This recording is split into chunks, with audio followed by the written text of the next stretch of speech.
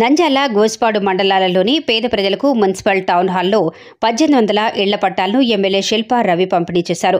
పేదలకు ఇళ్ల పట్టాలు ఇవ్వకుండా ఇళ్ల స్థలాలను టీడీపీ నాయకులు కోర్టులో వేశారని, వాటిని వైసీపీ ప్రభుత్వం జయించి నియోజకవర్గంలో నేటి వరకు 6000 ఇళ్ల పట్టాలను పేద ప్రజలకు పంపిణీ చేసిన ఘనత వైసీపీ ప్రభుత్వానికే చెల్లిందని ఎమ్మెల్యే శిల్పా రవి తెలిపారు.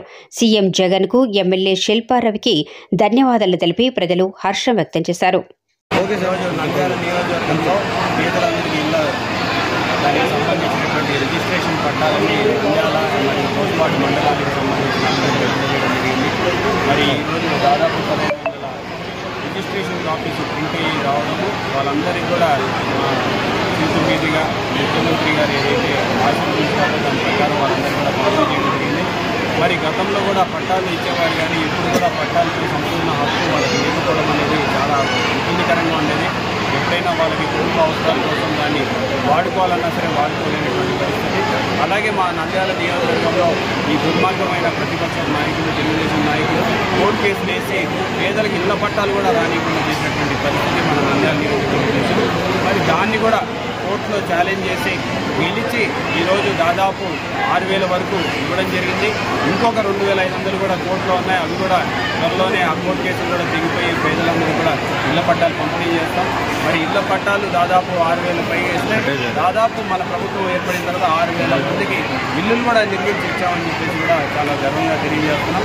మరి ఇలా ఈ రకంగా దాదాపు 12000 మందికి న్యాయం చేసిన వాళ్ళము. మరి భవిష్యత్తులో కూడా ఈ కోర్టు కేసులో క్లియర్ అయిన వెంటనే ప్రతి ఒక్కరికి ఇవ్వడమే కాకుండా ఇంకెవరైనా అప్లై చేసుకున్నా సరే శాచ్యురేషన్ మోడ్లో పూర్తి చేయమని ముఖ్యమంత్రి గారు ఆదేశించారు. అదే ప్రకారం నడుచుకుంటామని చెప్పి తెలియజేస్తారు.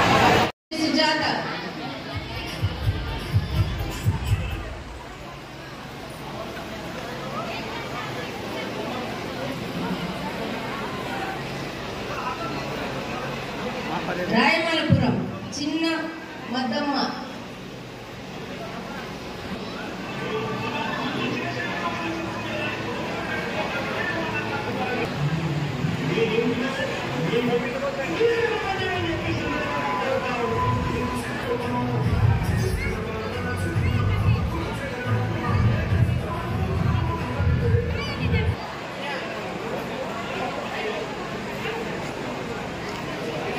కొట్టాల చింతల పవన్ కుమార్